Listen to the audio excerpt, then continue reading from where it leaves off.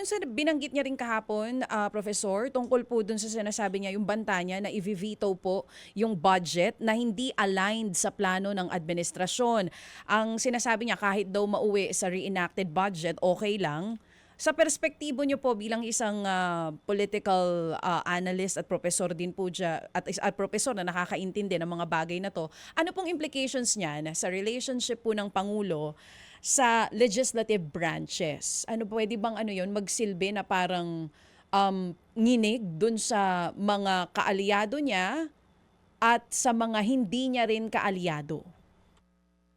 Dalawang punto po, DJ Chacha. Una sa lahat, hindi rin din po maganda na reenacted yung budget. Kasi yung budget natin ngayon ay kitang-kita natin na maraming hindi nabigyan ng tamang pondo at lahat nga po at kung bubusisiin natin, nandun sa mga pang-ayuda lamang.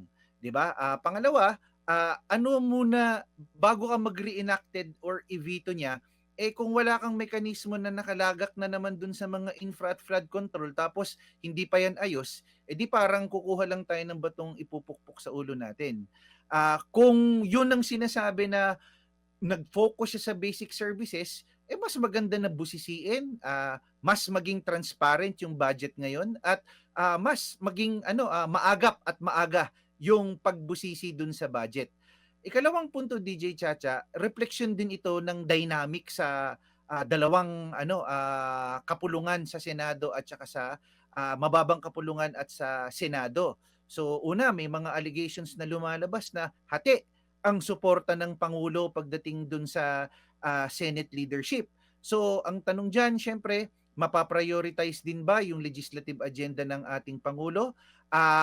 With of course, maaaring sabihin natin na hindi suportado ng presidente ang existing Senate President, pero lumalabas with the 19-5 vote sa Senado ay nakuha ni Chis Escudero yung majority or super majority ng mga miyembro ng mataas na kapulungan. So lumalabas dito na with their utmost trust and confidence, naniniwala siya o sila sa liderato ni SP Cheese. So we have yet to see kung talagang magkakaroon ba ng gridlock pagdating doon sa panukala at doon sa budget na hindi align.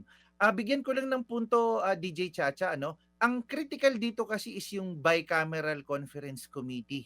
So ito yung miyembro o yung committee na both House of Representatives at saka Senate magpupulong upang i-finalize yung budget at magkaroon ng final version na yon ang ipapadala sa Pangulo. Nandito lumalabas yung mga yon, allegations na insertions, dagdag bawas, and so on and so forth. So ito yung critical na tingin kong dapat bantayan ng ating Pangulo at ng taong bayan, yung bicameral conference committee.